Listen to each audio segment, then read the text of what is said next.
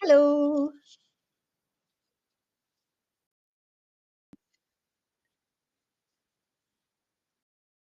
Hi.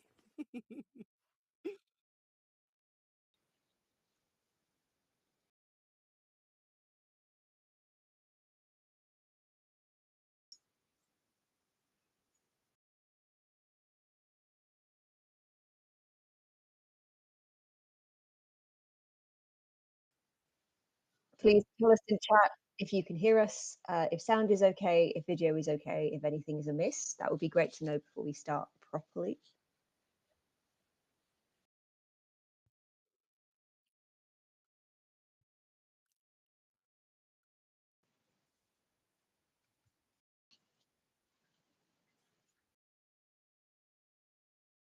Oh no.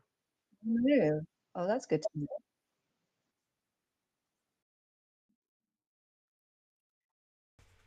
Oh, Hello. that'll do it. I'm so sorry, everyone. I've been on mute this entire time. At least we Can we found start this that out again? now. We should start That's that again. true. It could have been worse. It could have Could been have been so so much much worse. worse. Um, hello, everyone. My name is Theo. I'm one of the co-creators of the Holmwood Foundation, and I'm here with Georgia and Candace, who have, I hope, they have introduced themselves, but I let them actually introduce themselves now that I'm not on mute. So, Hello, all. I am the second co-creator of the Holmwood Foundation. Together, we make a full producer. We have Candace with us, Candace McAfee, who plays the wonderful Magdalena Swift, Head of Security at the Holmwood Foundation London branch. So happy to be here. thank you so much for taking time to come out and join us today. Of I know it's course. like 3:30 ish for Yep. you, which is a reasonable time of the day. So yeah, Very we're reasonable. very reasonable. I feel like this is peak time for me. Okay. Like 3:30 is like my morning, Okay. considering the ridiculous hours that I keep. So Yes. Well, good to know. At least we haven't okay. I mean, we've gained a person since my mute has not been an issue, so that's good. Hopefully. So okay. With that in mind, I think we should go ahead and watch the episode. So, for those of you who haven't done a watch along before, just so you guys know what we're going to do, basically the episode's going to run. The chat box is on the side. Spam and talk about the episode as much as you like. Me, Georgia, and Candice will have a chat, go off, you know, just do our own thing. Perhaps come back and enjoy some of the episode with you. And then after the episode, we'll come back on and we'll chat and we have some questions for Candice. If you have any questions as well for Candice regarding Magdalena or anything else you want to ask about their career, please do ask in the chat, preferably near the end so we can find it again. And then we can then talk about that once we come back from the episode. Yeah, and that's about it really, and then we'll end the day. But yeah, thank you so much for joining us. And we will see. It's about 42 minutes long. So that's roughly how much time we've got until we come back for the Q&A. So yeah, have a lovely time watching the episode, and we'll see you later. Bye. Bye.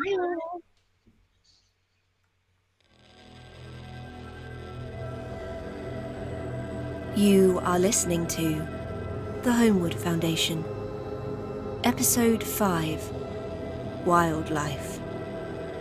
Content warning.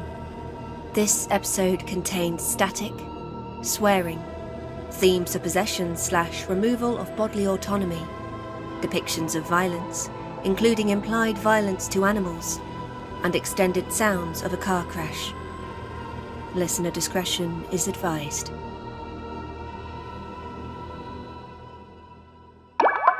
Cam, we need to talk about Thomas Van Helsing because he was quietly arrested last night.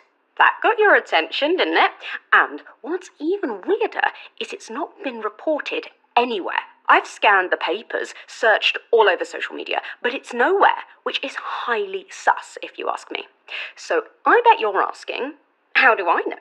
And what exactly happened? Last night, a fancy high-rise flat complex in North London was evacuated due to a suspected gas leak.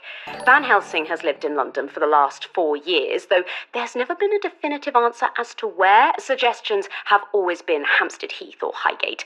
Well, last night, We finally got our answer. A passerby took a photo of Tom, which he then shared on his socials, showing him being put into the back of a blacked-out 4x4 with some shadowy figures, just as the evacuation of said fancy high-rise was taking place. The photo isn't great, but Van Helsing is pretty recognisable, at least to anyone who knows him. So what's going on? Has he upset the wrong people? The lack of coverage feels odd too. Just what aren't they telling us? I know people are going to see this, and they're going to say, maybe he's gone back into rehab, but that just doesn't ring true to me. He's an open guy. He's always shared his troubles with drink, especially after high stakes. There'd be signs if that was the case, I'm sure of it. He wouldn't just go dark on us. Make sure you tune in again for more updates on Van Helsing from me by hitting the like and follow buttons. Bye for now. For the benefit of the tape, this is Magdelena Swift, Head of Security at the Holmwood Foundation London branch, interviewing Mr. Thomas Van Helsing. It is 4:15 a.m. on the 13th of June, 2024. I love an interview. I hope you're not selling all this to Cosmo once we're done. All interviews within the Foundation are subject to strict privacy laws. One of those interviews. Absolutely no humour allowed. Got it. Sounds like the Holmwood Foundation I know and avoid. Mr. Van Helsing, where are Mr. Larkin and Miss Townsend? How should I know? I've not seen that bastard in years. For the benefit of the tape, that bastard refers to Mr. Jeremy Larkin. I'm sure Miss Townsend is lovely. We know they visited you. We have both of their DNA on file, and it was all over your apartment. I have lots of people's DNA in my flat. Maybe they were part of one of my many celebrity orgies. Who's to say? They were there the night we arrived. We have the CCTV from every camera in your building. Your car was seen leaving the parking garage with a man and a woman matching their descriptions inside at the exact same time we apprehended you. You helped them escape. This isn't a proper police interview. You have no authority to keep me here, and I have no intention of answering your questions. I know my rights. This isn't a film, Thomas. Look, I don't know what they have told you, but we believe Mr. Larkin and Miss Townsend may have been involved in 9 deaths, 5 of which took place during the destruction of the Westenra building in Whitby. They are a danger, both to themselves and to the public. 9 deaths. Jeremy and Maddie. Have you seen them? Besides, you and I know full well those deaths were the fault of the nightmare freak monsters you were supposed to be keeping in storage. Monsters, Mr. Van Helsing? What do you call them again? Ah, yes. Thralls. Escaping from your biological archive, swarming all over my parking garage like something out of one of my movies. Next you'll be telling me Jeremy and Maddie are the ones resurrecting the head. How do you know about a head? You were banging on about it when you raided my flat, and I thought to myself, Tom, old buddy, what kind of head do you think the creepy as fuck Holmwood Foundation could possibly be looking for? Then it came to me in a flash. Ms. Townsend and Mr. Larkin are believed to be in possession of extremely dangerous Foundation property. We don't know the exact role they had to play in the breakdown of internal security at the Westenra building, but we do know neither of them are in a fit state of mind. And I don't think I have to tell you exactly how dangerous that head could be. What's Mr. Harker got to say about all this? Excuse me? The great and powerful Mr. Jonathan Harker III. I notice he's not the one interviewing me. Mr. Harker is being kept aware of our investigation. Our priority is locating Mr. Larkin and Miss Townsend and ensuring our property is contained. And if you catch them, these dangerous people, they will be handed over to the proper authorities. then why not just hand me to the police if that's your intention? We could. For harboring suspected murderers, obstructing the course of justice. We hoped you might cooperate instead. How unfortunate for you. So you're refusing to help us? So pleased we understand one another. Now, do you have a car provided for me, or will I have to call myself a taxi? You will be getting the bill, of course. So. Actually, I think we'd better keep you here for a while. Keep me here? We have some executive suites downstairs. Windowless, 24-hour CCTV. You'll be comfortable enough. But that's not legal. After all, You've just informed us you believe you saw monsters in your apartment building. It's only right we keep you monitored for signs of carbon monoxide poisoning. Interview ended at 4:25 a.m.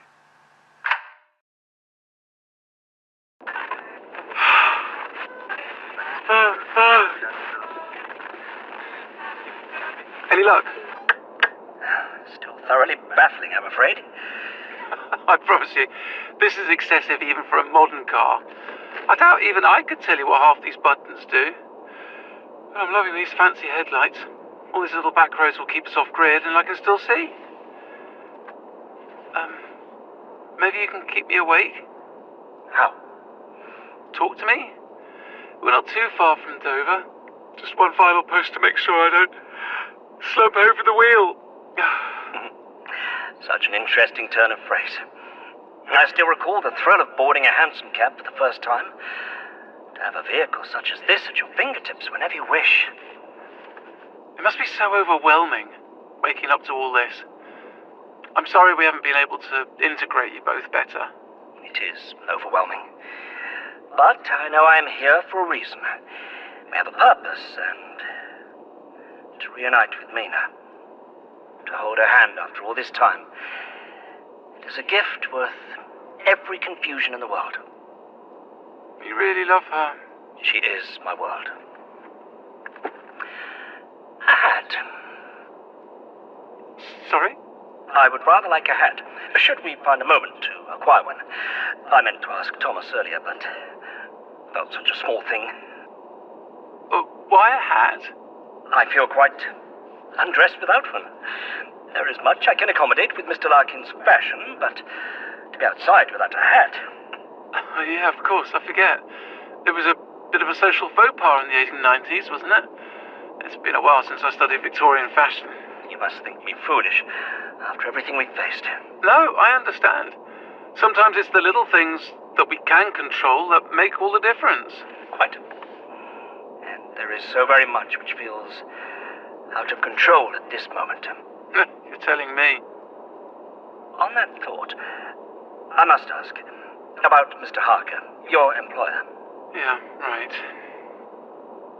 I was wondering if you could tell me more about him. I'm afraid I've never actually met him. Well, no, actually, I met him once. Arthur took me to one of the Foundation's charity balls in London before I got the archival job. Mr. Harker made a speech. Is he, nice? A good employer? I remember him looking quite severe, actually. I'm sorry, Jonathan, I'm probably not the best person to ask about all this. Technically, I haven't even finished my first week working for the Foundation. Oh, right, of course. It's just... Mr. Jones believes he is somehow in league with Dracula. The mastermind of all this. A Harker. That's what he said. And what's worse is he's Jeremy's father. Mr. Larkin's... Oh, I see. Jeremy was so desperate to get a hold of him, to reach the London building. Now, if I told him Arthur thinks his father's got something to do with what's happened to us, do you think he'll believe me? Earlier at Tom's, I really felt like it started to turn a corner. Oh! Jonathan? Yes, not to disturb your driving, but I believe Mr. Larkin... Oh! Tom! Careful, I'm trying to drive. Drive? But... Oh, fuck, what's happening now? We're on our way to Dover. Dover? Sorry, you've missed quite a lot. We're meeting Arthur there, with the head. We were in London. I know. I'm afraid we got some new information. But, oh, God, I hate this. Waking up somewhere new without any fucking idea where I am. Knowing my body's been doing things. What new information? Arthur says the limbs held by the Foundation have started waking up, moving around, same as the head. He thinks having them in close proximity is what's causing it, so we're taking the head to him in Dover. And from there, he can take it to Amsterdam, far away enough that it severs the connection, stops all this from happening. And the Foundation knows about this? They agree? They don't know. Arthur thinks it'll only waste more time. They'd be forced to run tests, fill in paperwork, confirm what we already know, all while the head gets stronger. Jesus Christ.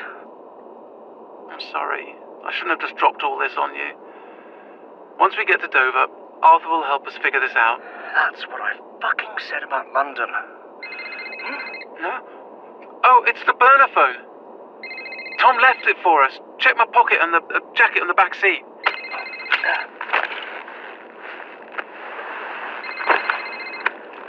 It's Tom. Hey, mate. Sorry I didn't pick up earlier. Tom, thank God you're all right. We didn't know I'm what... fine. Just got a bit caught up dealing with your delightful colleagues. What happened? Magdelena said the Foundation came to the flat. Don't worry. They let me go once I threatened legal action, but I didn't tell them anything about you or Maddie. It's good to hear from you again. Ah, yes. Christ. Jonathan Harker. I'm sorry about that. Interesting guy, that ghost of yours. Pinned me to a wall. I'm afraid I've not had the pleasure. Well, it's good to hear from you now, and I'm glad you're okay. If that's the word you want to use. So, Maddie filled you in on everything with the Foundation and the limbs? Yeah, I did, Tom. He's caught up. Regrettably.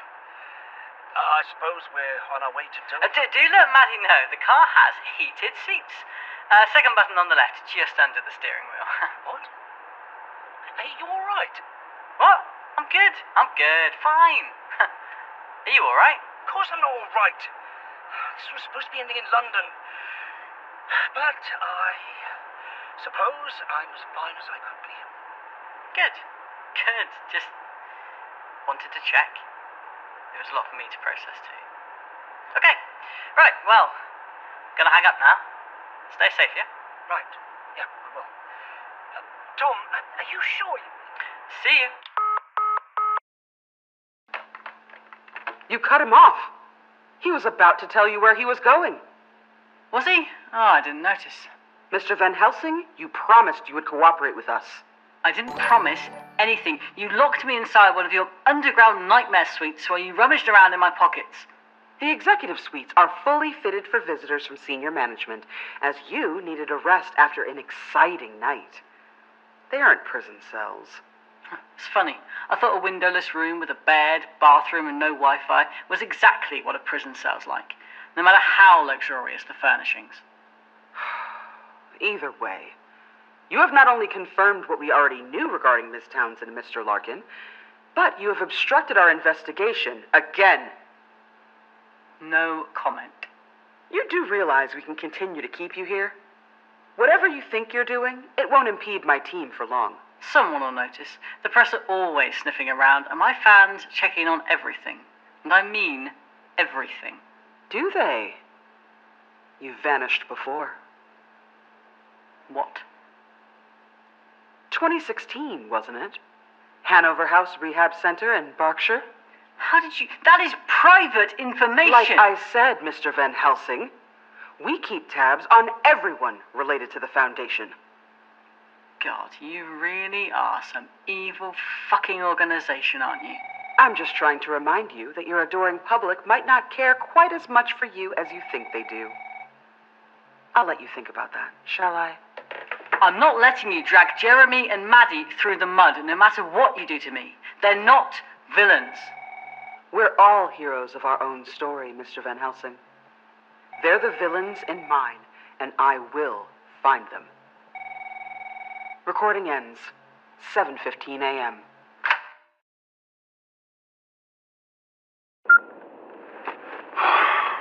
So he's safe, at least.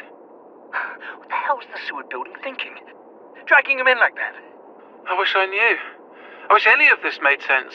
What did he mean? Am I alright? Am I alright we've had to add an extra day onto this nightmare week? Am I alright that we've been attacked by vampires 3 fucking days in a row? 4, actually. What? I didn't say that. It came out of your mouth. Magdelena, I didn't say it. Ah! Jonathan? Fuck! Oh, I've only just woken up. I'm not going back under. I don't... Oh, that felt queer. What happened? Did I fall asleep? I do apologize, Magdelena. I promised I wouldn't. It's okay. You switched with Jeremy for a second. Oh, I see.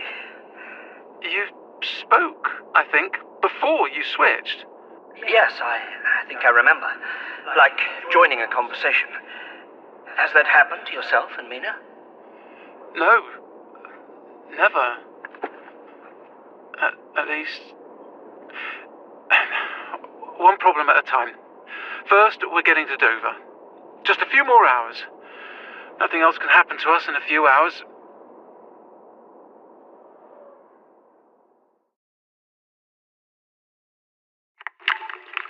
This is Dr. Timothy Lake, filling in for Dr. Henrietta Martin. I know we've not been asked to perform another assessment on the hand, but Christ! What else are we supposed to do? I've just been sitting here like a lemon. Must have had at least 10 cups of tea already this morning. Nobody's even so much as called. Does nobody else understand the magnitude of all this? What are you all doing up in London? If I wasn't buried under miles of NDAs, I'd go up there myself and... well, probably get myself fired. I'm here. Sorry I'm late. What's going on? Why are you here? I came in early. Earlier than me? That's a miracle. Nothing wrong with having a healthy work balance.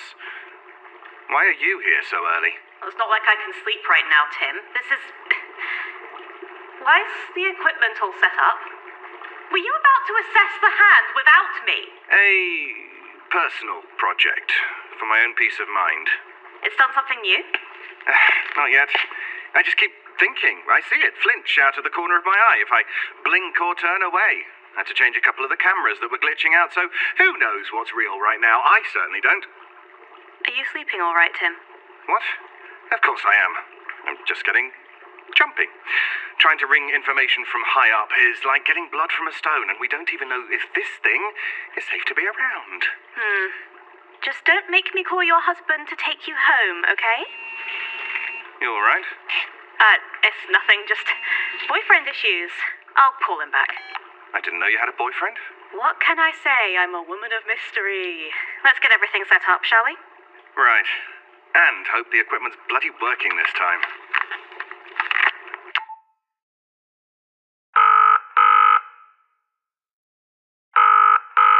Hello? Mr. Jones? This is Magdelena Swift. I need to speak with Mr. Harker immediately. Magdelena? Oh, you're up early. Are you all right? Mr. Harker, Arthur. I take it Thomas Van Helsing told you something? No. In fact, I just had a delightful little phone call, and we've had to let him go. Don't worry, we're keeping an eye on him. So we've no new leads at all? No. Which is why I need to speak to Mr. Harker. That's going to be slightly difficult. Why? Where is he? I don't know. I wish I did. I told you, he's not answering any of my calls. He should be back in London by now. Well, if he is, he's keeping extremely quiet about it. I'll keep trying. See that you do. We lost a man last night. I heard. I'm sorry. We retrieved his body cam footage. It was Asset 6.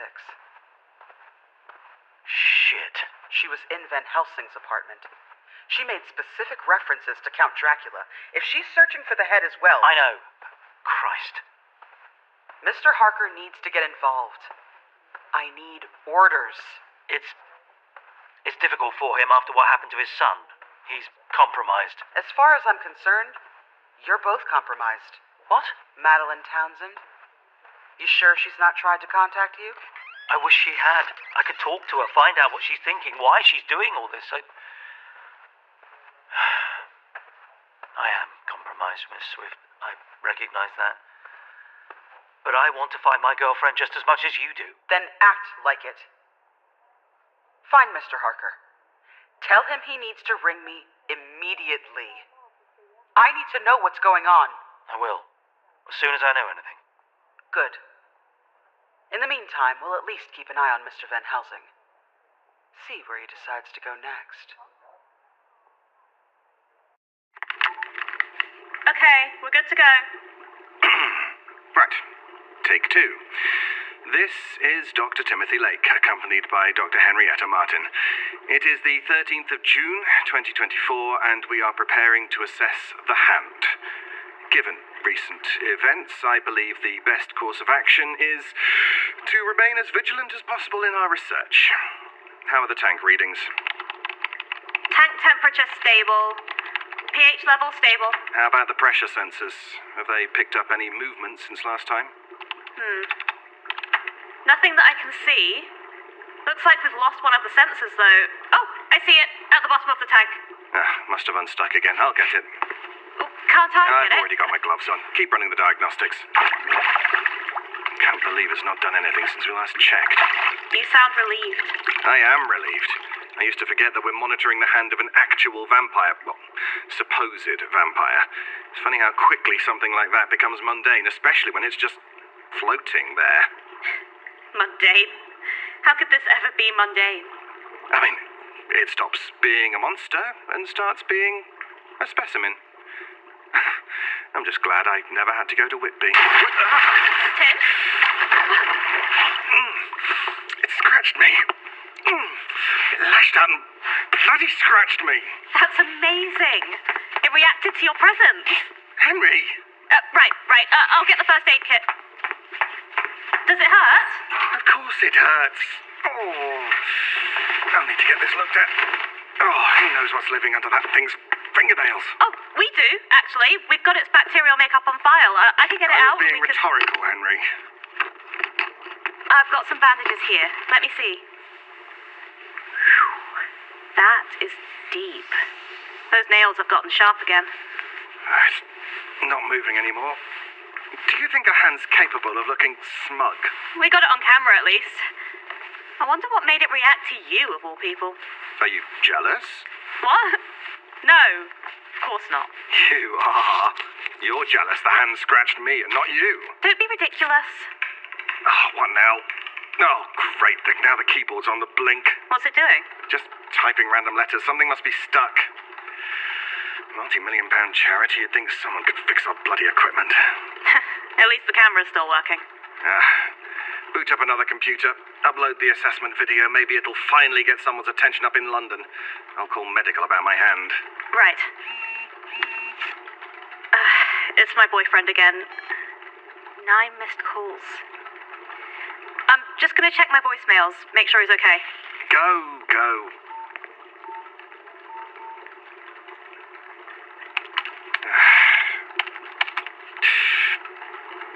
We clipped those nails just last week.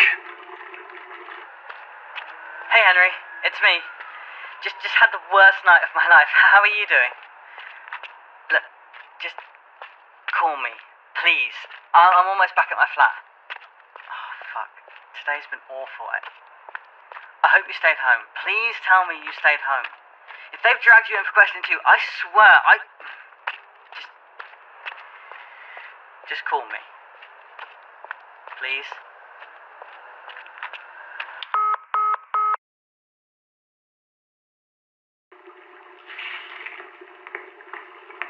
I'm sorry, Tim. I need to get back. Will you be okay on your own? Go on. I think we've all had enough excitement for one day.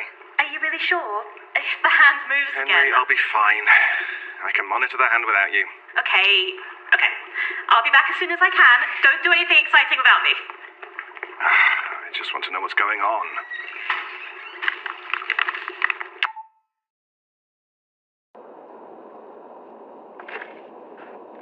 You keep looking over your shoulder. You all right? I'm simply far too aware that wretched head hasn't been restrained. I do not trust its silence. Well, personally, I'm considering it a small mercy. Magdelena, God, I'm sorry, I'm just so tired. perhaps we should stop now. No, I'm fine, I promise. We're almost there. We passed a small side road not too long ago. We're all right for now. A little low on fuel, perhaps, but it's enough to get us. Magdelena, I insist you stop this vehicle and rest. We will reach Dover and find your Arthur, I promise.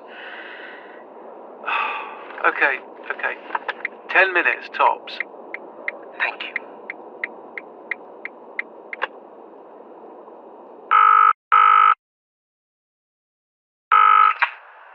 Henry. How's it going? What happened? I've just left work to come find you. You went to work. I asked you not to. Tom, you called me out of the blue, told me to fake a sick day, then vanished. What was I supposed to do? I couldn't even call you. It's not my fault. Your foundation grabbed me and stuffed me in the back of a van. What? Yeah, it's been a great few hours, let me tell you. Right. You're going to tell me everything from the beginning right now. Not over the phone, and not at my place. Can I come and stay with you? Just for a few days. What's happened to your flat? There are journos everywhere. Foundation protocols have clearly made an impression with the camera arseholes. And now everyone knows my address again, and my flat's been cleaned. Cleaned? Everywhere smells of bleach. They've done something here, but I don't know what. I don't know why. That's really weird. It's not even making my top 5 list of weird shit this week, believe me. Right. Okay. Of course you can stay over at mine. Thanks, Henry. Truly. I'll meet you there. Should be back soon. Okay. Tom, should I be worried? Like, properly worried? Honestly, I don't know. But I promise I'll fill you in. You'd better. I'll see you soon. See you soon.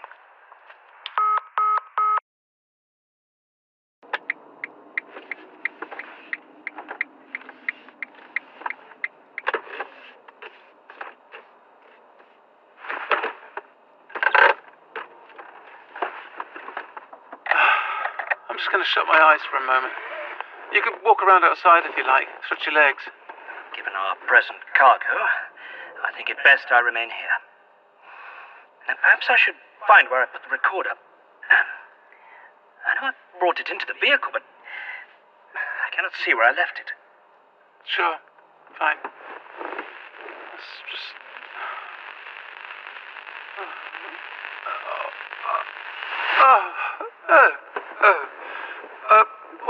Was I sleeping?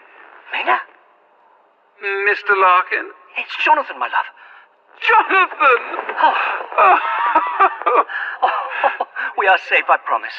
Miss Magdelena is driving us to Dover. Driving? Oh, my, what an interesting car.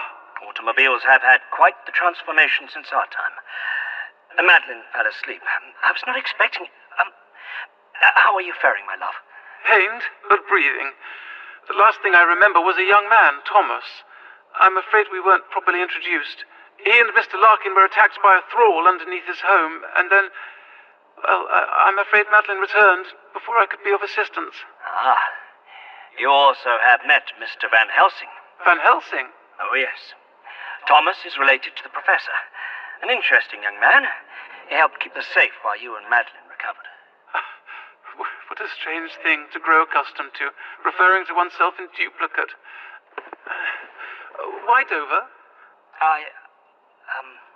It seems we are no longer to trust your foundation. Maddelene's love has instructed her to bring the head to Dover. Arthur said this? He fears the foundation plans to reunite Dracula's limbs, to resurrect him. But that's absurd. That's against everything the Foundation stands for. That's exactly what I said.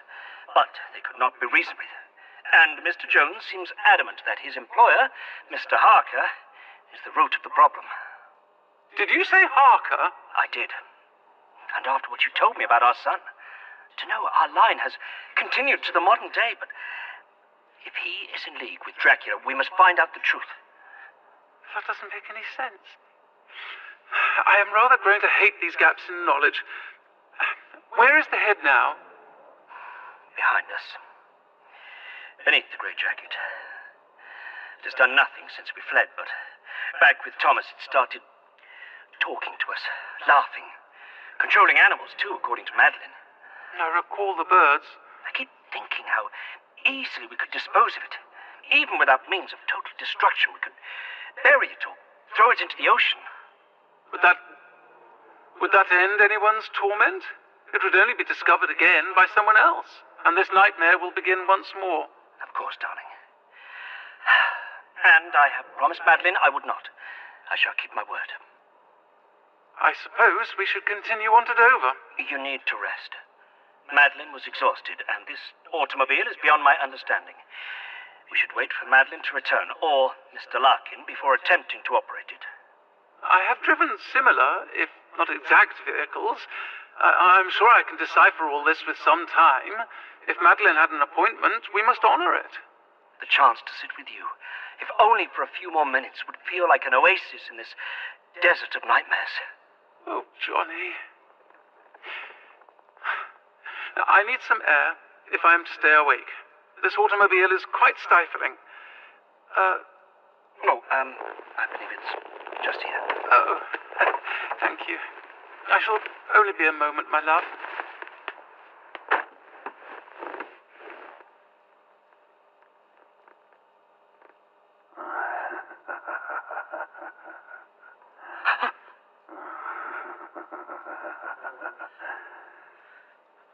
Desert of nightmares.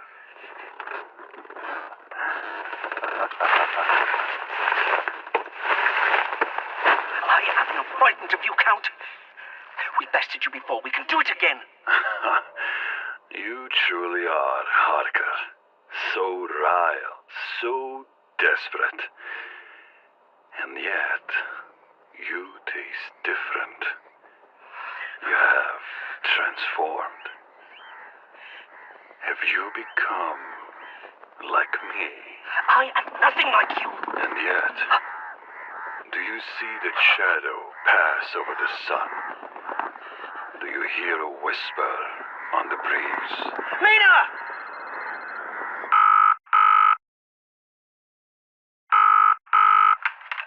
Hello? Mads? Oh, Mads, are you all right? I'm sorry, who is speaking? I'm afraid Magdalene is not available at this moment. Who am I speaking to then? This is Mina Harker. I can take a message for Magdalene if you wish. So you're Mina. Sorry, forgive me. Bad manners. I'm Arthur Jones. Pleasure to make your acquaintance, Mr. Jones. Magdalene has spoken quite highly of you. She has? How? In our recordings. Oh, right. Sorry, this is quite a lot to take in. Magdalene told me about you, but to actually hear you is something else entirely. I'm glad to be a marvel, Mr. Jones. Now, please, what is your message? I have some news to pass on. Thomas Van Helsing was released this afternoon from the London building.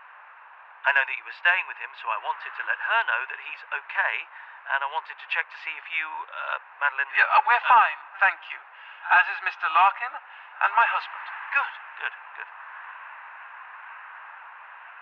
Did she tell you about our plan?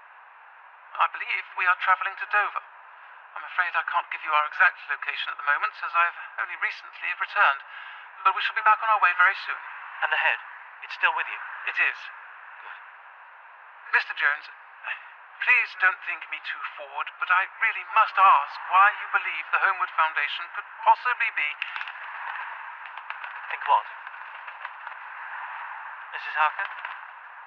I thought I saw... Mrs. Harker, I have nothing but the utmost respect for your work, but I really must impress upon you that the Foundation is no longer a safe place. Whatever you created it to be, that was over a century ago. But the magnitude of your concern, I can't possibly...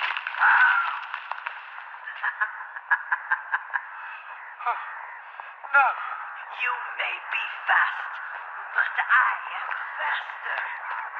I will not stop. I must take my leave. My apologies, Mr. Jones. I shall inform Magdalene of your call. Wait! What are you doing? I am warning you.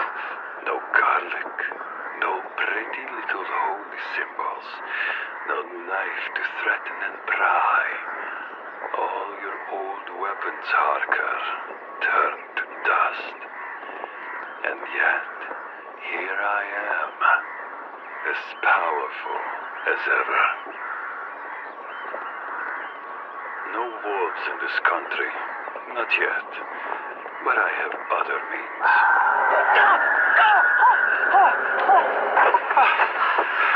The sky is filled with birds. And the trees. Jonathan, I saw her again. Madame Mina. Oh, I see that the Count has decided to speak. Charming. Such fire. Do you see them, Harkers? The beasts of England. They come at my call. My thank you gift. Oh! He's controlling the birds again. They'll break through the windows. Just like the rat. I still hold sway, Harkers. You cannot resist me. You have become my servants. My deliverers. We will deliver you straight to the mouth of hell. We have to get away from here. Darling, you must ignore him. He is trying to bait us. How do we start this vehicle? I do not know how. Madeline drove us. Then we shall just have to work it out for ourselves. Which way did she pull the lever? What button? I can't see the clutch. Do the pedals work the same? I don't know. Jonathan, we must try. My creatures, what sweet music they make. Oh, Jeremy, please help us. What do I do? Put down your foot on the right pedal. I've got the gear stick here. It's working, but it won't move. Unless, Go! Quickly! How did you know how to do that? I do not know how. The knowledge was just there. It does not matter. Just go! Go! There's too many of them. I can't see the road. Just keep going forward. This was the right way as long as we... Call up your demons, Count. Jonathan, I need you to help me. I cannot see the road. I cannot...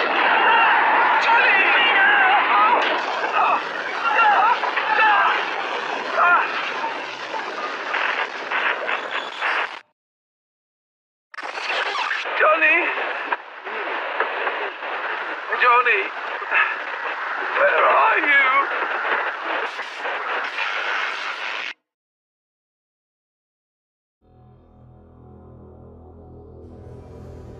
You have been listening to The Holmwood Foundation, written and produced by Theo Trethui and Georgia Cook.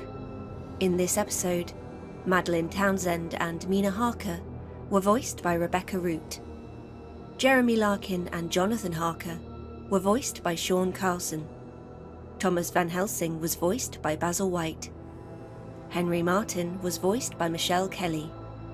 Magdelena Swift was voiced by Candace McAfee. Arthur Jones was voiced by Samuel Clemens. Henry Martin was voiced by Michelle Kelly. Dr. Lake was voiced by David Alt. Dracula was voiced by Attila Puskas. The Sister was voiced by Jackie Kalista. Cam was voiced by Robin Holdaway. The episode was directed by Samuel Clemens. Script editing by Catherine Armitage. Sound design and engineering by Benji Clifford. The theme music was composed and produced by Duncan Muggleton, and the episode art was produced by Georgia Cook. The Holmwood Foundation podcast is licensed under Creative Commons Attribution 4.0 International License. To view a copy of this license, visit creativecommons.org/licenses/by/4.0. With thanks to our Kickstarter backers: Lindsay Scarpitta, Jay, Chavez the Creature, Malira, Pine, Simon Gurrier, Cherry Mecca, J.V., Kieran Sundram, Spoon of the Curse, Theo Heap, Joel Hopton, Anthony And, Ella F., Kven, Lauren Hartman, Kel Brook, Aaron Bertrand, Samantha Topfer, The Film Canary, Melnolly, Ev Freeman, Amethyst Unarmed, Millie Cranfield, Kieran Hingston, R. Berger, Naja, Amanda, Sarah Tetters, Jamie S. Legion of Bats, Erin A2, Brianne S, Aisha Baldry, Ninja Cough Drop, L. Dritch, Ian MacDonald, Ross Ward, Jonathan Evans, Irene H, Mars Kennedy, Dean Harrison, Lumi Oakes, Ira Summers, Joanna, Becca Terrier, Gail, Ava S, Nova Everwizard, Kim Sis, Morgan, D. Quinoa, Shy Magpie, Sania Hill, Artsy Apricot, Maddie Girouard, without whom this episode could not have been made.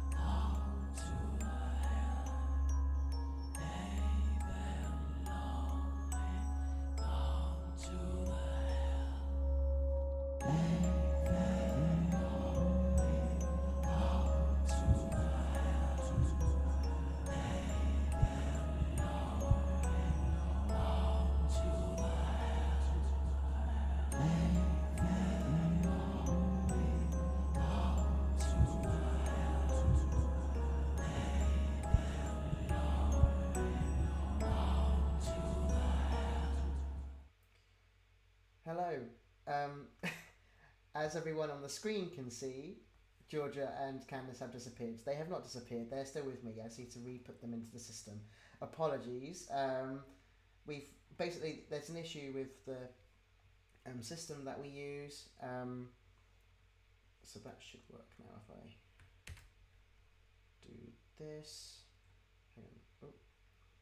And yes, there we go. Candace has now returned to us.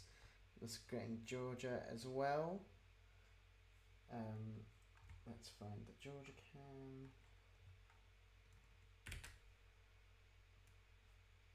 Hopefully she's on. Yeah, okay, so now you're all on my screen. So please talk for me to make sure that we've also got your audio on screen. Hello? Can you hear me? Oh, okay. Hi. Can you hear me? Hi.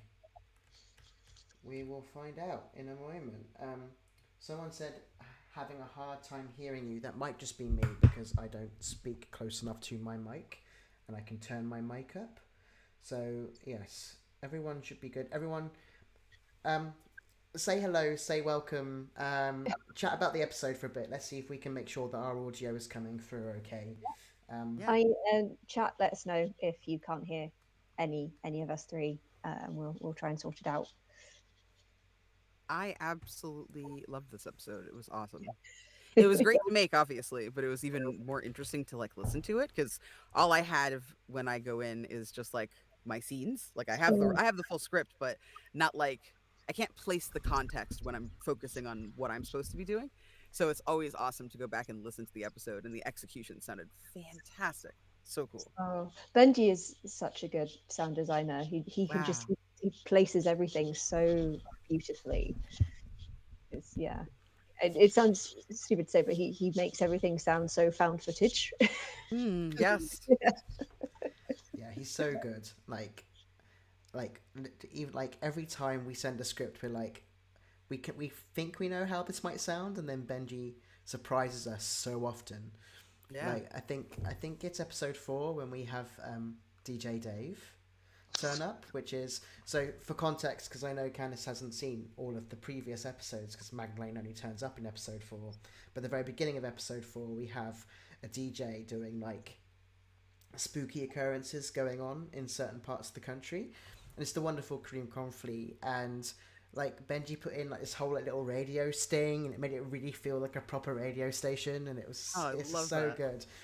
So yeah, amazing. It's all about those like little like in-world detail touches. Oh yeah, definitely. Like it really makes you feel so immersed. Like I think that in audio drama, obviously like really good production and good sound design and editing really go a long way to immersion. But I also think that things like that, those little like bits and pieces, even like effort sounds in an audio drama as well, I feel like can take them up a level. There are a lot of them that I think want to sound a little bit more smooth rather than sounding more like rich and realistic, which like that's absolutely an aesthetic option, right? That's actually an aesthetic take. But it fits so well here that you guys give that texture to the like to how you're feeling, like especially when you hear like that laughter, that like dark laughter. I imagine with headphones that's probably bananas. Oh yeah.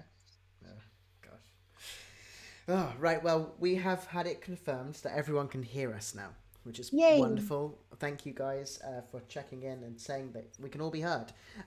So episode's done. We have 2 episodes remaining. And today we're going to chat to Candace a little bit about Magdelena, who we got to introduce in episode 4.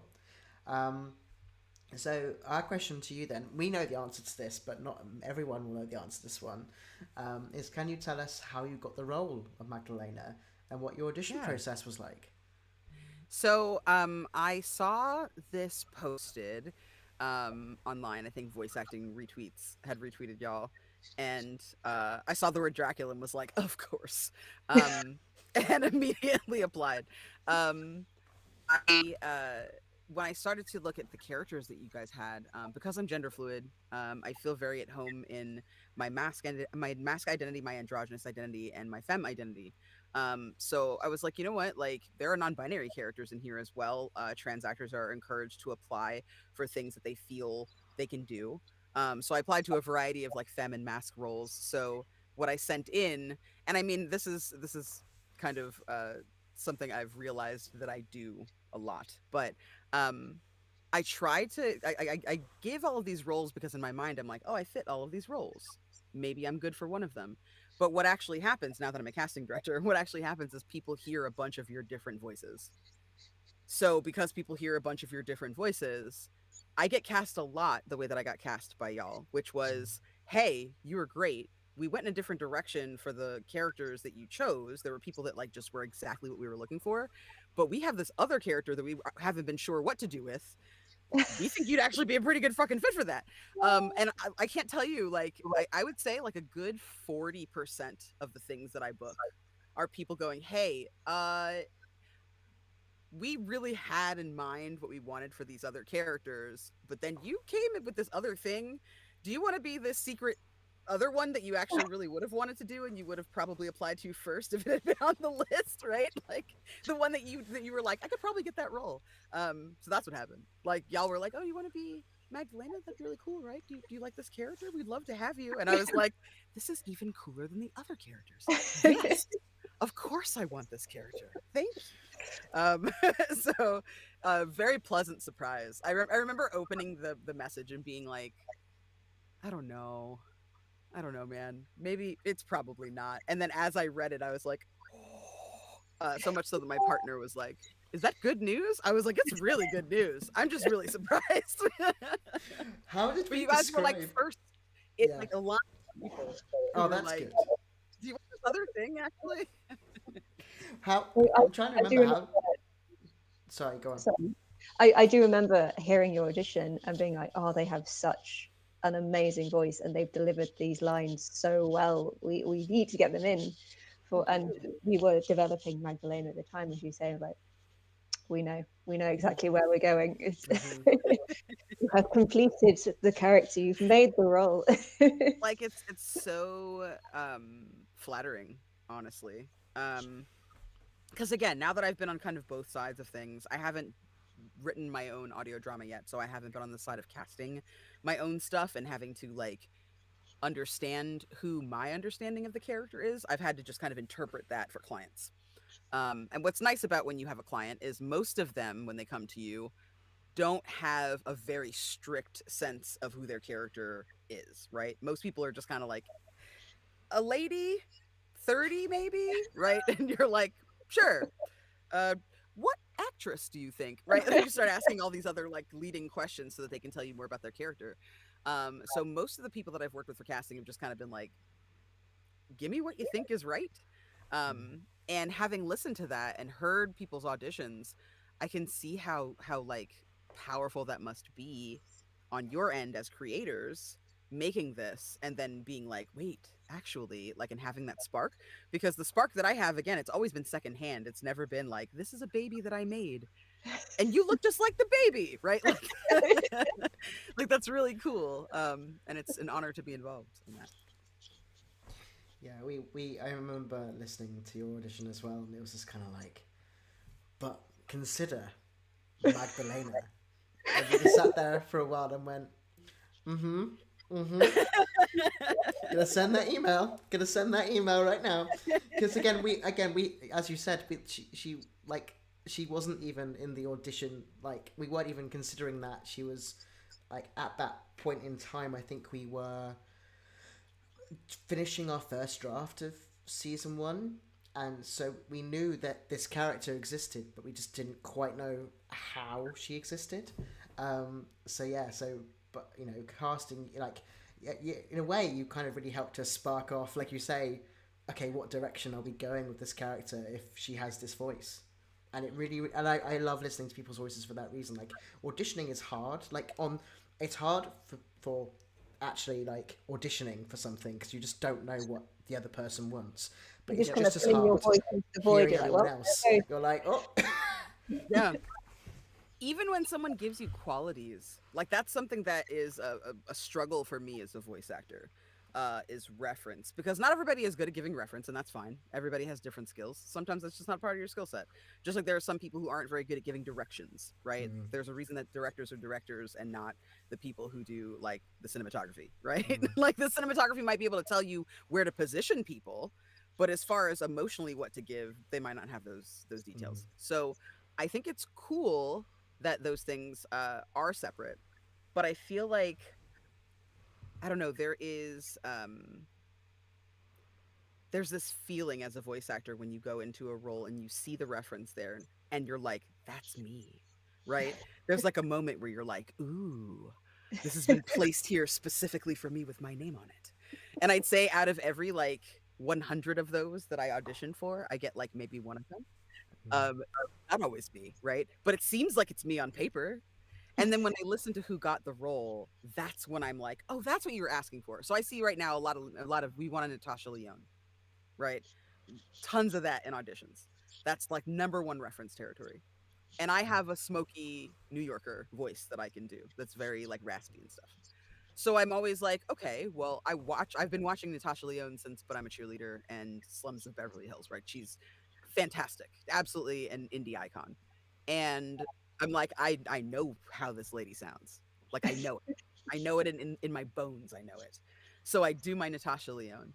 And then I hear the person they pick, and she's got a high-pitched voice that has a squeak instead of a rasp. And I'm like, oh, you want Natasha Lyonne when she finds out a secret, when she catches a murder on Poker Face, or when she falls down a flight of stairs in Russian Doll. Like, that's the Natasha Lyonne you're looking for.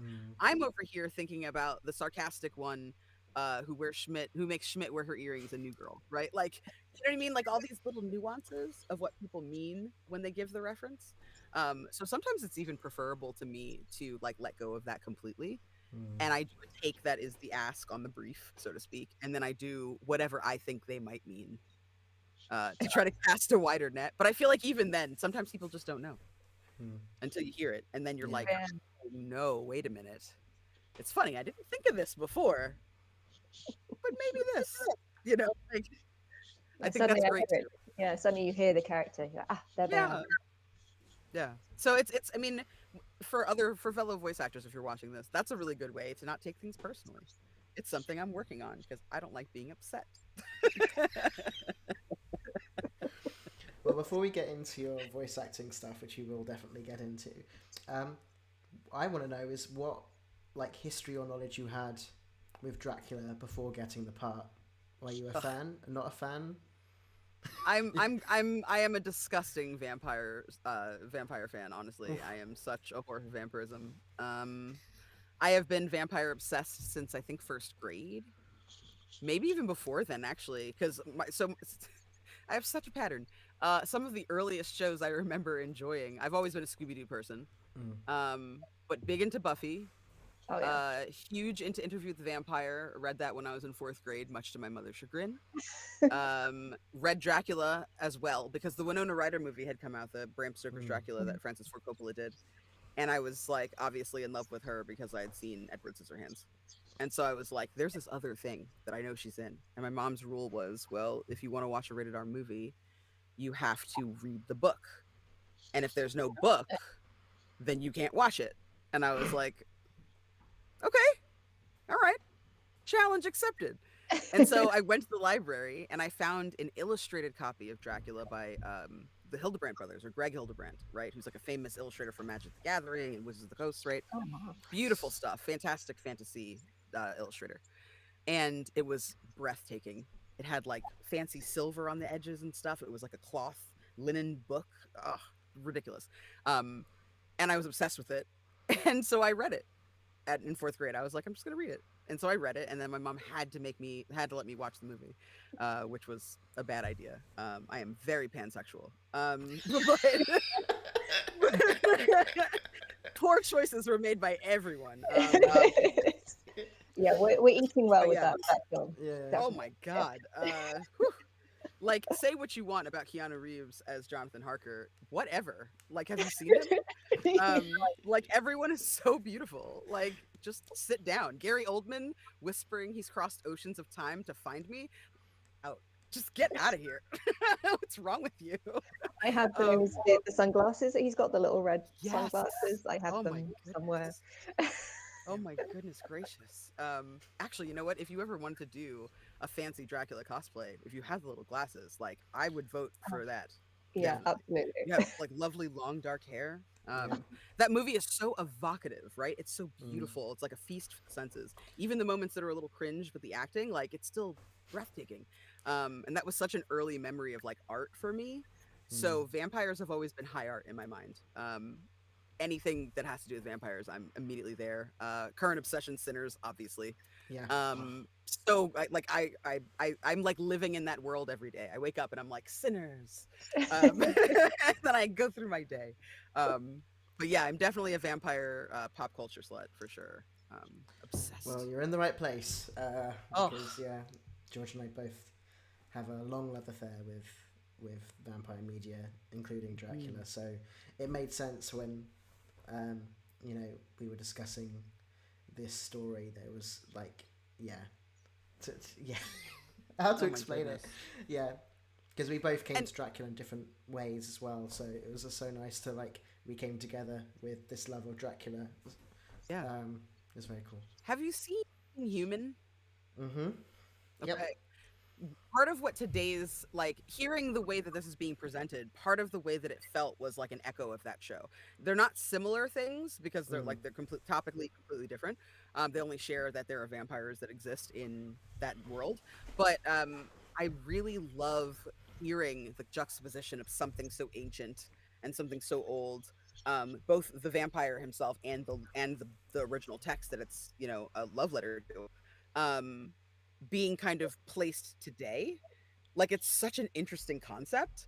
And I think before listening to it, I was like, oh, that concept's really cool. That's really rad. I can't wait to listen to this. But then hearing it today, where it's like a lot of found footage, it's a lot of like people experiencing things. It's a lot of like people confronting, that's not real, but it's in front of me. That's awesome. That's so cool. Big fan. Big fan. I feel bad when I like stuff that I'm in. Because I'm like, trust me, you need to listen. And people are like, of course you want me to listen to your stuff, Candace. And I'm like, it's not even that. Skip the episodes I'm in if you want to. It's really actually good. It's better than you being like, absolutely do not listen to it. I know I'm in it, but don't listen to it. Oh, I mean, gosh. every voice actor has at least one thing that they're like. Every actor, period, has at least one thing that they're like. No, don't. I had to pay my rent. Just... We've all had to do something creative that's like, no, Yes. don't. It's all right. No one has to know. No one has to know. I just did what the client said. Okay, I just. I read the script. I made it sound believable. It's fine. That's it. Okay. So next question. So we touched on voice acting before. One of the questions we have is: so, what advice would you give to people looking to get into voice acting? You know what? I'd say a combination of two things. If you're someone who has experienced acting before, right, in other mediums, on stage, if you've made silly YouTube videos with your friends, any of that stuff, remember that what you're doing is creative. So, like, when you go into it, create. You have words there, absolutely. But how you deliver the words and the person that you're making is really what you're selling. I think Bryan Cranston might have alluded to this or said a quote that's like really beautiful and poetic about this. I remember listening to it. That like when you go to an audition, you're not selling yourself, so much as you're selling your character. And while sometimes, yeah, you're selling yourself, they want a big name or they want, they don't want a small name and you lose out to somebody who's bigger. That's happened to me a bunch of times. Know that when that happens to you, that means that you are as good as somebody with a bigger name. Because if the bigger name is worse than you, that's a risk. So, like, just try to realize that you're selling your character, not yourself. Try not to take rejection personally if you can. It's going to take a lot of practice. And don't be afraid. Don't be afraid. Don't hold back. As a casting director, like, I can say that a lot of people, I always listen to all the takes someone sends me. I never just, like, hear the first take and go, no. Because you just never know. That person might have nerves, right? You just never know. The third take might be gold, right? You have no idea. So what I do is I listen to the whole thing and then I try to follow up. And what that means for me as a voice actor, because like I'm learning from this other job that I have in real time, what that means to me as a voice actor is to always try to push the envelope. So I don't just like I used to just kind of do, I'd have so many auditions I wanted to do in one day. So I would only do one take. What I've started doing instead is spacing out my auditions to give myself time so that I'm not doing like 20 auditions in one day, but I am doing 20 characters in one sitting, right? I might have 4 auditions, but 5 characters for each thing I'm auditioning for because I fit that many roles. And not all of us are going to fit that many roles, right? If you're a mask person, you're probably doing 8 zillion auditions per day because most of the roles that people have largely are for mask people. If you're an anime and you're femme, if you don't have a high-pitched voice or can't achieve a high-pitched voice, then that's your dream to be an anime. You're probably not looking at hundreds of auditions a day. Look for things you can do. If you have a deeper voice and you want to do anime, make sure that you're doing like boy voices as well, right? I audition for boy voices all the time. I am not an anime person. I wish that I had more anime sensibility. I don't think I'll ever be hired for anime media. I more do audiobooks and audio dramas and slice of life and things like that, like drama and horror. That's mostly my wheelhouse rather than anime because it has such a specific sound. But I also think cultivating a sound outside of that, even if that's your dream, is going to mean that you book more often because you're going to be a more versatile actor. So like even me, like that's what I'm learning now is like how to take breaths and modulate my voice like the anime people. I just feel like they mostly don't go with deeper voices. But that's another one too, is know your voice. Be confident in your voice. Even if you think your voice is grating or scratchy or annoying or too deep or too high, like don't worry about that. Somebody's looking for that. Someone is looking for you to do what you do best or to do a take on something that you're already doing. So try to stick with it. I think that's my advice. That's good. That's really good. Yeah, it's fantastic. Thank you. Yeah. Thank you so much. Yeah, I think because coming from it from a trans mask perspective, my voice has changed, and I really didn't like my voice before, but I do now, and it makes me wonder that I want to do more with my voice now. I like my voice more, but it's still a certain type of voice, so I have to learn my voice all over again. So yeah, it's interesting. Is it like voices are such a interesting thing because we hear our voices all the time, but not how everyone else hears them. Right. You know, so and along with that comes how you feel about your voice, right? Like you can't hear your voice outside of the lens of your own perspective on yourself. Right. if I may, gently, I cast for a video game where the main character is a trans woman. And there were a few trans women that and trans femme people that I know that are in voice acting. So I reached out to them because it didn't reach them, unfortunately. I did have some people that it organically reached, but there were like 2 or 3 people that I was like, I want to see what you've got. I want to know what you've got. I want to give this to my client. My client is a trans woman herself. She was like, I don't want to be precious about having a trans actor in the role. And I was like, I'm still going to at least try to get you somebody who's under the trans umbrella. I would rather not have a cis person and in 2025, right? Specifically, especially because I'm dealing with a lot of Americans. Like there's a whole thing happening here that sucks. There's a whole thing happening in lots of places that sucks. And I just want to make sure that I understand you don't want to exclude anyone, and that's fair. But if I can target people who are at least non-binary, if not trans women, then that's what I want to do. And I did have some trans women who auditioned. It's hard because I could hear them thinking through their presentation before their performance because they were very conscious of how they were going to come across. And like, again, as someone with a much deeper register than the average femme, right? Like I'm not a cis person. I've always kind of been dealing with my gender, even like when I was 12, when I went through puberty. That was the first time I was ever called sir, and it made me think about myself and my masculinity, right? So there's a lot of stuff tied up in your voice with gender. And I could hear that in these femmes like auditions, and it was hard because I was like, this is really good. Your tone of voice is beautiful. I wish that you could just give me more of the performance, but I understand why you're not, right? So maybe this person just needs more time sitting with who they are before they're going to be amazing.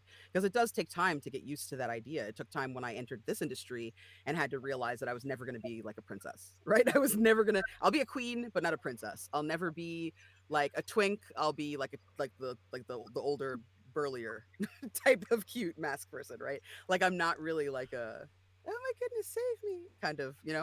I had to kind of sit with that, right? Like I would never want to be Ariel. I'd only want to be Ursula, but still sometimes you want to be Ariel, you know, if you can. So like there were 2 people that I was like, hey, I really need you to audition. And one of them went for the performance and she was 6th. She had no experience. She's never done voice acting ever in her life. And she was the 6th. I invited 5 people for call outs. Like she missed it by a hair. And I went to her and I was like, I just want to let you know, like you were 6th. Like you were 6th, man. And I'm telling you this, I feel terrible that I have to bring you a no, but also keep going. Your first try, you're 6th. Like that's amazing. Meanwhile, I have another person who did a lot more voice acting before she transitioned. And she's still kind of finding her voice. And she's still trying to decide what she should or should not sound like for herself. And her voice is beautiful, but it was like too breathy and too high pitched for what the woman who was my client wanted. And I was like, I don't know how to tell this person that because that has something to do with herself and where she's at, right? She thinks that to have a higher pitched voice to be more feminine. That's something that I'm out of touch with.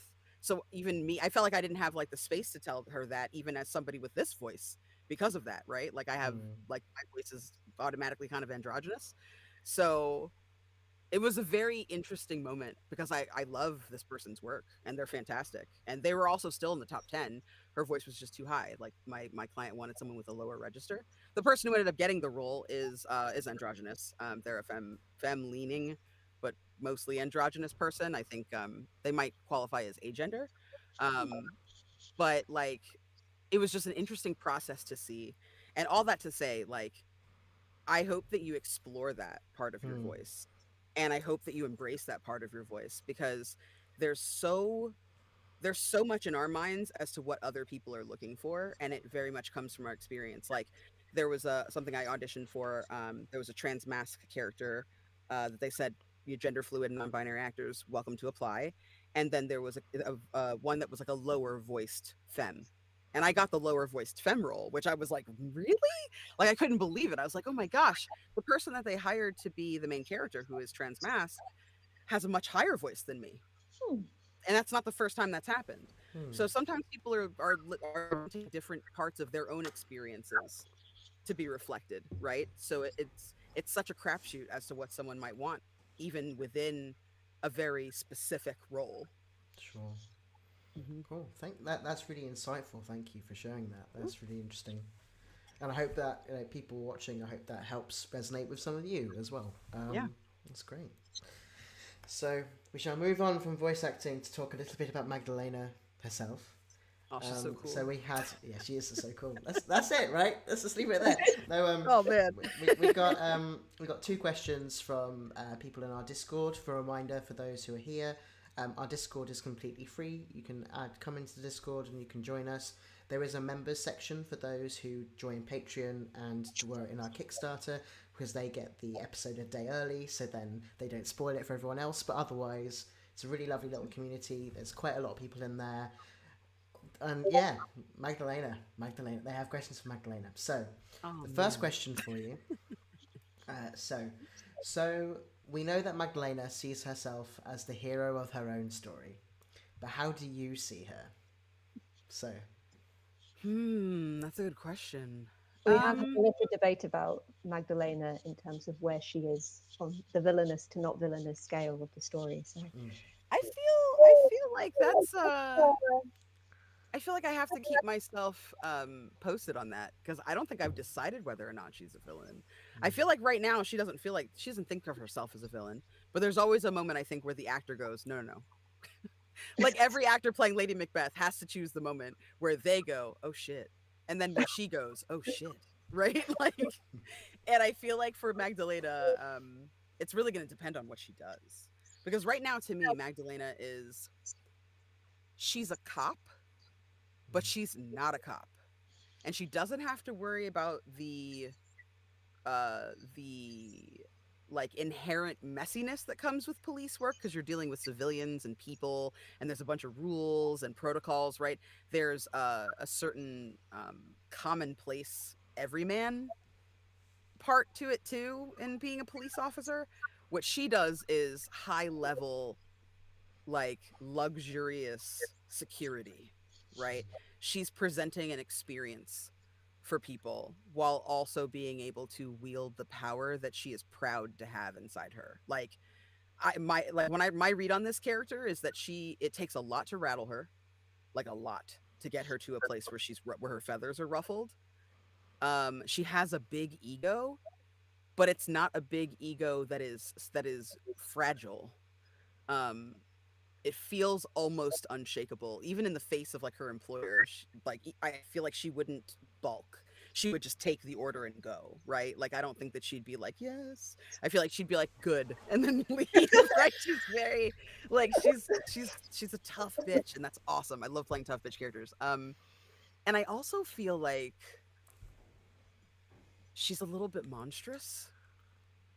There's a pleasure in her job that she seems to take that is unusual for somebody who does security. And I think that that's awesome. And I'm really excited to see what that might mean for her down the line. Maybe it means that she stays perfectly calm and sane in every situation, as everybody else gets increasingly ridiculous in this show and has wild drama and vampire encounters. I don't know. She's just fine. She's just saying she's good. Or maybe, I don't know. I could also see this character deciding that what she thinks is right, and then doing whatever she wants. I could also see that happening with this character, and people being like, "Okay, you're in charge now." I feel like she's not a person that I think. I feel like she doesn't take over the world because she doesn't want the responsibility, not because she can't, kind of thing. You know, I feel like that's her energy. Very cool. We can't say, because we know. We know a quite lot a bit about Magdelena. But yes. Your poker faces are exceptional. No, they're not, because it's just me giggling the entire time. So, on the back of that, how do you get into the right mood for Magdelena? This was from Basil, who plays Tom. Who put in brackets, we love Tom, who is terrifying, by the way. And for context, I don't know if you knew, Candace, but this was Basil's first ever audio drama role. I did not know, and it was not clear. Oh my goodness. Yeah, he's such a see what I mean about these beginners? Sometimes it just clicks. He's just very good.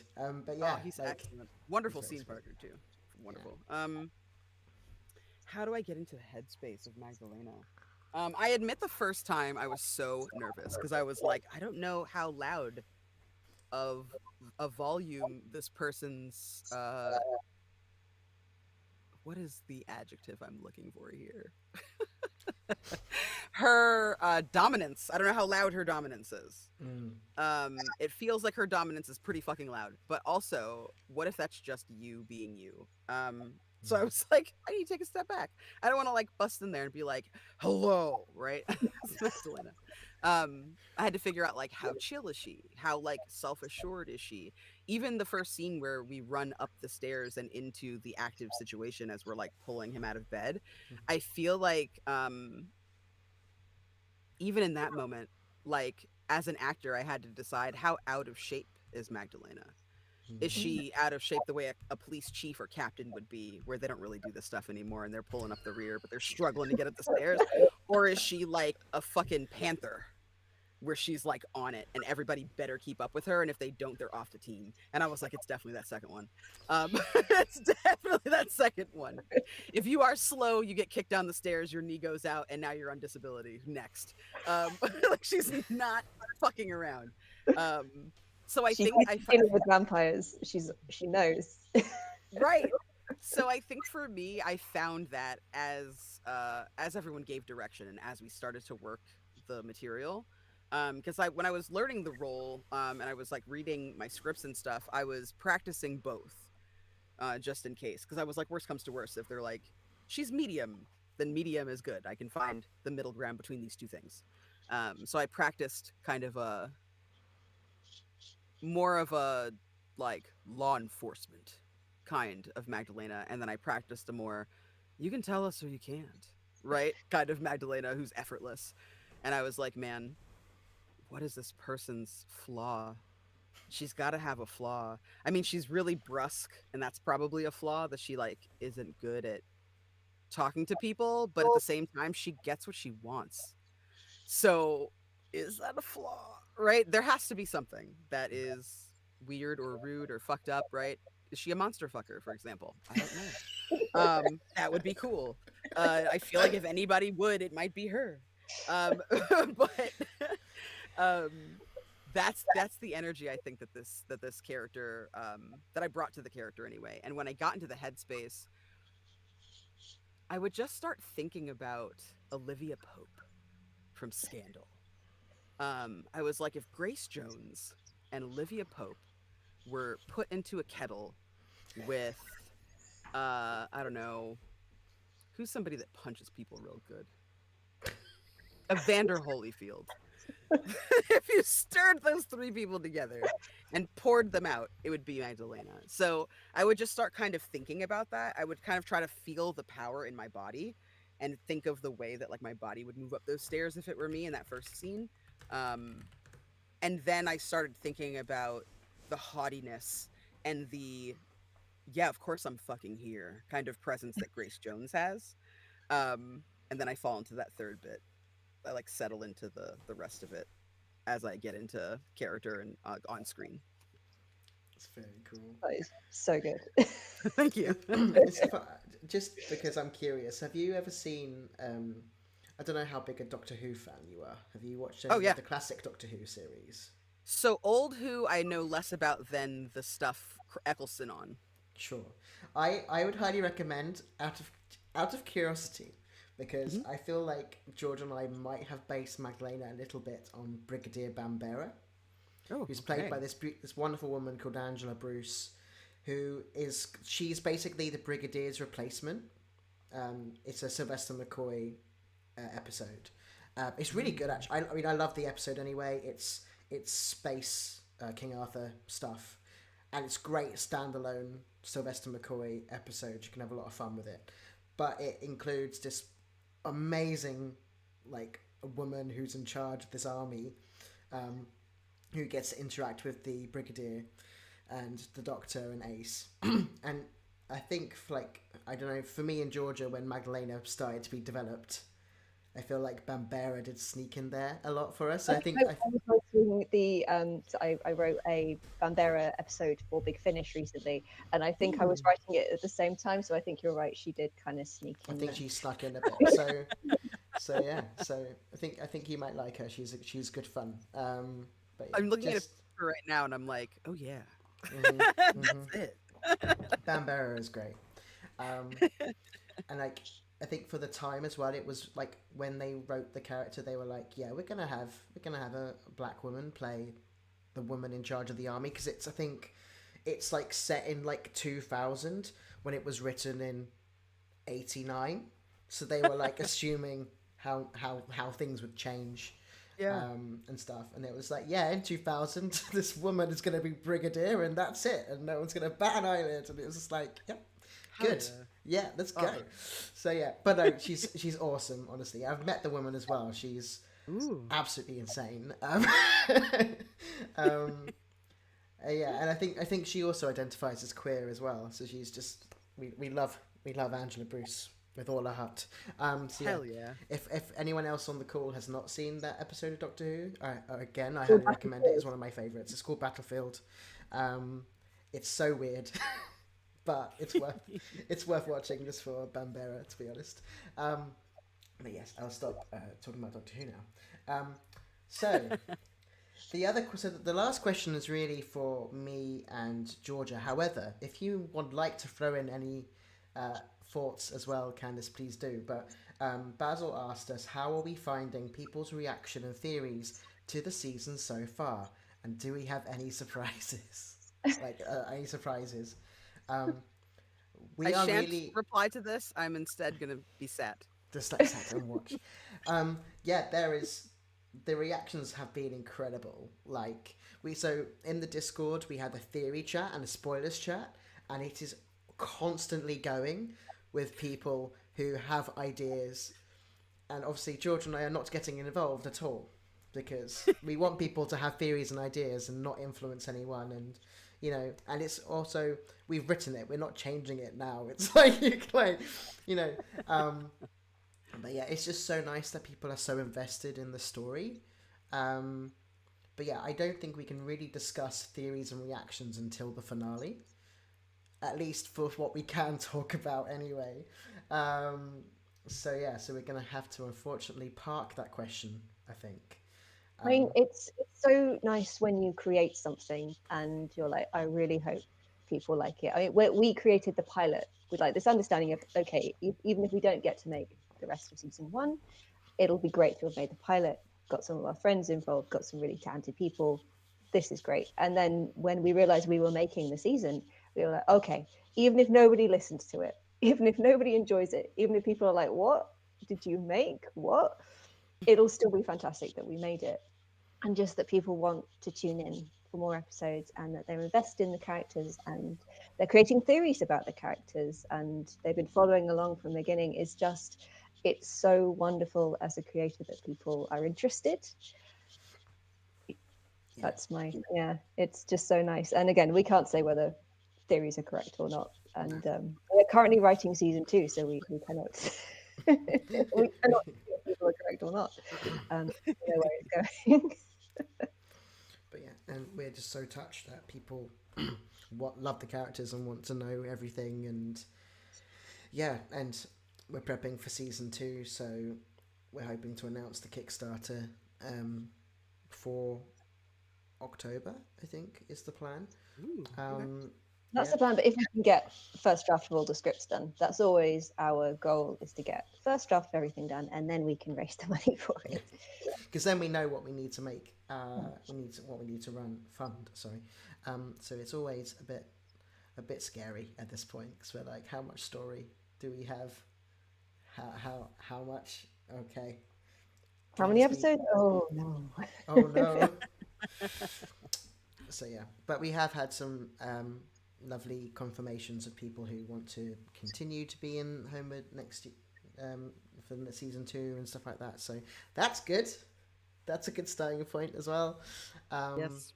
And yes, we'll be probably talking more about the future of Holmwood, probably in our finale live stream that we'll do, because we're going to try and get as many people as possible to join in for that. So obviously, if you're free, please do join us for the finale, because it'd be really nice to have everyone then chat about, because no one will have any idea apart from George and I where it's going.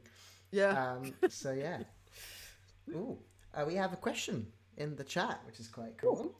So I'm gonna throw you the question you guys asked on Discord not long ago. What was your favourite line from your character, or that you've written on the series so far? Ooh.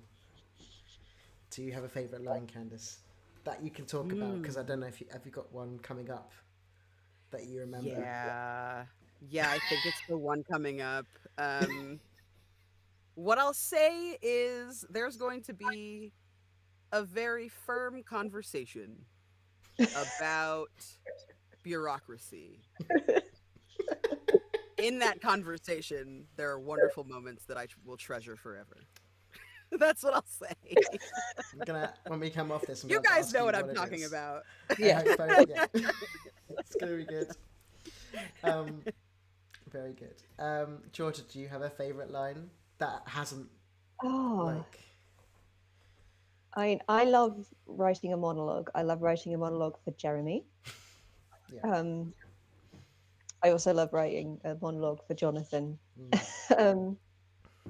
I love the exchanges we've been able to put in a lot of our episodes. So like the interplay between characters. I'd have to sit down and think about lines, because the only one that I'm thinking of at the moment is the one that has a meme attached to it on Tumblr, which only like 5 people will understand, which is Jonathan running down into the car park in episode 4, I think it is, and he says, "What manner of labyrinth is this?" And there was a question asking, "What manner of labyrinth is this?" And I think the winner was IKEA. Yes. I think it's still going to be the winner for me, because people have also found it funny, so it made me feel like I was a funny person. Is the moment in episode 3 where Tom puts Dracula's head in the freezer and says, if it's good enough for Walt, it's good enough for Dracula. It always makes me laugh every time, and I was like, I've got to put it in there. I can't use the word Disney, obviously, but if I use Walt, everyone will know what I mean. Surely that'll get through. It didn't. Our script editor didn't go, you can't say that or anything. So I was like, okay, cool. And then it got through, and then Basil said it, and now everyone knows it. And I think I've seen at least 4 or 5 Tumblr posts that are like, the fact that Tom says that is just the funniest thing. I was like, yay, my boy is funny. I think for Magdelena specifically, there's the conversation she has in the episode that we've just played with Tom, where she kind of slowly forces him to reveal that he knows about the head, and then uses that against him to keep him there. I was just about to be like, if you need one from this episode, it's that same part. It's so good. And I remember when we were recording it, I think I realized where she was going after she had already started going there. So by the time I wound up, I was like, I'm gonna take that again. I the person was surprised. I've read this a bunch of times, but only just now having this actual conversation with someone and not just practicing lines did I realize the gravity of this situation. I'm just that one is really good. That reveal is beautifully written. Thank you. Actually, speaking of recording, how did you find recording on the day? Because you joined us on a live record over Clean Feed. What was it like working with Basil and everybody? Because you had Sam the director as well with you as well on the day, and us just sat there like just sat in the corner like gargoyles, just watching, just like, we're just enjoying being here, guys. You guys do your job. We'll jump in occasionally, but we're here. That was honestly the cutest part, because I got on the call and I'm seeing like my Clean Feed thing, and then I know there's other people in there, but I'm not seeing everybody's like little readout, and so I'm like, whatever, anyway, and I'm ignoring that, and I'm just like focusing on my script, and I'm chatting, because like when you're not on camera having to do stuff, it's really great. Honestly, I love that you guys don't have that you don't even bother with visuals, because it helps me focus. I can't like read emotion the same way that I do if I have a camera on. But like the people I've been having scenes with are so good at intonation. that I can still hear it, right? I can still hear what they're kind of preparing to do almost when they open their mouths. So I'm there and I'm like lost in the sauce and I'm like super into it, and we wrap and it's like cut. I think we have everything we need. I'm like, okay, awesome. They're like, Candace, you're cut for the day. I'm like, thank you so much. Oh, this is wonderful, guys. Have a lovely day. And then there's like 10 people like, have a good day. I'm like, whoa. Oh, there are 3 people on this call. This is so cool. Yay. Okay. Hi, everyone. This is the first time that happened. It was really cool. The second time I got on the call to record, I was like, hello, everyone. And that was cool. But I think that like recording with the cast themselves, like each person has been a pleasure. Obviously I haven't had like a ton of like very heavy scenes with like a ton of people in them. Like I'm never in like a really big group scene. I don't know that really anyone is though. Like if there's usually like what maximum of like 4 people in most of your scenes in the season. So it's been really nice to be able to spend the time really working what's in front of you. In ensemble scenes where you have a lot of people like in one scene, especially if you're trying to record like an entire episode in a day and you have several scenes to get through, it can be really hard. And there are a lot of times I see directors kind of have to take whatever and then hope for the best in self-tape pickups if it's not gotten, if there's like 6 people in a scene, right? Because it's difficult to get through, you know, someone might have technical issues, whatever, right? There's just not enough time sometimes. But I love that these scenes were a little bit tighter as far as cast members are concerned. And I feel like the energy is so good. It's so positive. Basil is a joy to work with. I felt like there was never a moment where I couldn't just retake as I was performing. Sometimes, especially if the person who's directing doesn't have voice acting experience himself, I find that voice actors tend to think about this a little bit more if the person's done acting before. But offering the space to just kind of let the person stop and retake the line instead of redoing the scene over and over and over again until all of them are perfect. I feel like that was offered to me right away, and I didn't feel bad taking it at all. It was nice to see and feel the trust coming into the space, because I mean, viewers know and listeners know, I come in later on in the show, right? Like I'm not like in episode 1.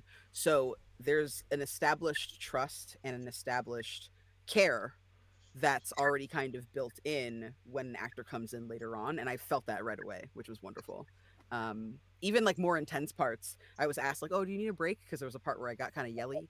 That was very thoughtful. There's some people who are like, yell for an hour. Oh yeah, that's right. Do you need a break? Do you need water? Are you drinking water? But right away, y'all were like, would you like to pause or are you good to go on? I'm like, oh no, let's go on. Okay, great. Just a very thoughtful and respectful production that you guys run. Really nice job. I mean, I think it did help because the way that we do Clean Feed is basically, it's a piece of software that we join a bit like Zoom, but obviously without visuals, which sets up all of your audio mixing for the engineer and the director to see, etc. But we send it out usually the night before. But because of time zones, we were all getting set up, I think, for the day. And Candace was like, hi, I'm here. And we were like, you're not supposed to be here till this afternoon. And you were like, I know. Bye. and we were just like, yeah, we're sold. We're sold. Candace is great. Haven't even heard you perform as Magdelena yet, but it was just such a nice way to begin the day. I think you just jump scared us by going, I'm just here to join the call to make sure it all set up. I'll go back to bed. Bye. It must have been so early for you because it was like 9 a.m., like 9 or 10 a.m. for us, and we were just like, what are you doing? So I was awake. Yeah.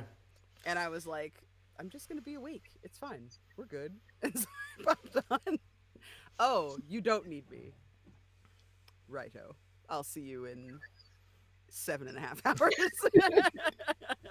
But it was very sweet and unexpected. I think Sam was like, "Ooh, oh, hello." I think he was worried he'd scheduled you in that morning by mistake for a second. He was like, no, but in like a lovely way. But yeah. But no, honestly, it's been such a pleasure having you on the production, and so excited to have all the episodes out so we can talk more about what's going on with the series, and then talk about season 2 and everything else. And yeah, I think we have no other questions. Big eyes emoji in the chat for just wanting to know more. But unfortunately, we have no more questions, and I think we've hit an end to the questions, unfortunately. But I could talk to you forever. You're so nice to talk to.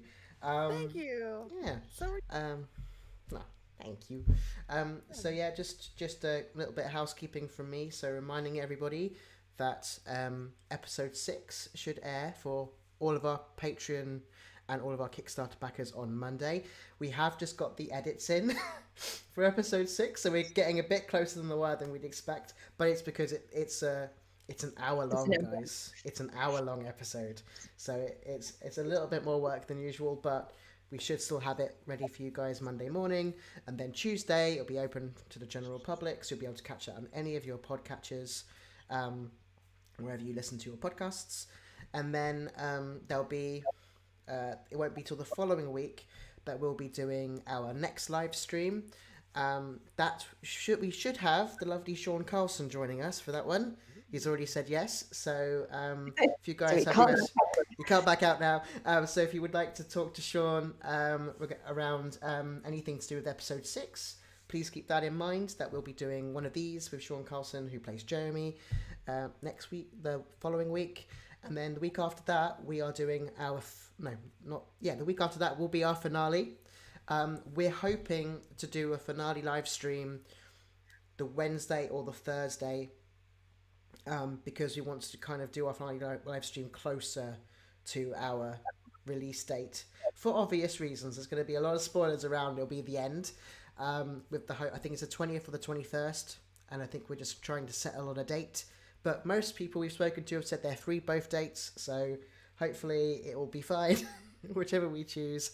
And I think we might do it slightly earlier in the day, so more people can attend, maybe an hour earlier. So yeah, we will see. More information to be shared when we've settled stuff. We know. Once we know, you'll know. And then we'll also talk more about Kickstarter for season 2 as well. But yeah, that is it from me. One last thing I will say: if you love Dracula, please do go support the Dracula dating sim Dracula Esty, which is currently being kickstarted. I think they've got 9 days left. I played it all on stream over the last couple of weeks. It's very good. I'll put the link in the chat because they're such lovely people, and it's got queer and trans representation all the way through.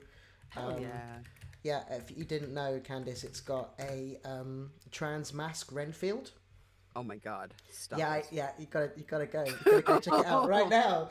So I'm gonna go put it in the chat, and I will. Yeah, so it's in the chat now. They still got a way to go, but they're over halfway. But they've had 543 backers. Hopefully, they'll get that nice shoot up at the end. So please share it with everyone you know if you would like to support a queer and trans-centric Dracula media like us. Please go help this get made. I think the money is going towards getting voice actors, including Ray Chase, and Erika Ishii is 2 of the actors that they know are doing the voices, and to get it all made. The demo is amazing. It's 6 hours of content. Go check it out. I think it's definitely worth looking into. We've definitely put in some money for it, so please go do that. And yeah, I think that's it from me. Is there anything you would like to plug, Candace, while we're here? Yeah. Where people can find you, anything that you do?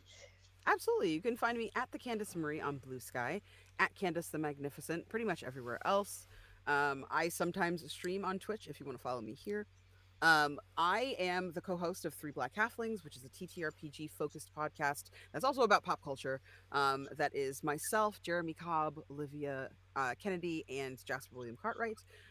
We post new episodes every week. Sometimes we do APs, which are, if you like Dungeons and Dragons and Critical Role and such, we do things like that. You can actually catch us over on Critical Role's other channel, Darrington Press, doing a one-shot of City of the Black Rose using Daggerheart, their new system. You can hear me alongside fellow Holmwood Foundation cast member Peter Wicks in Partial Veil, which has been nominated for a bunch of stuff recently, including New Jersey Web Fest, which is very exciting.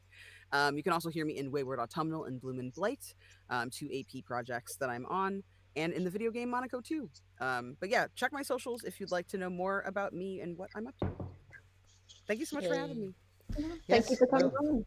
Thank you everyone for joining the stream. And yes, thank you so much again. And to everyone watching, we'll catch you next week for episode 6. And have a lovely evening, afternoon, morning, wherever you are. Goodbye. Bye.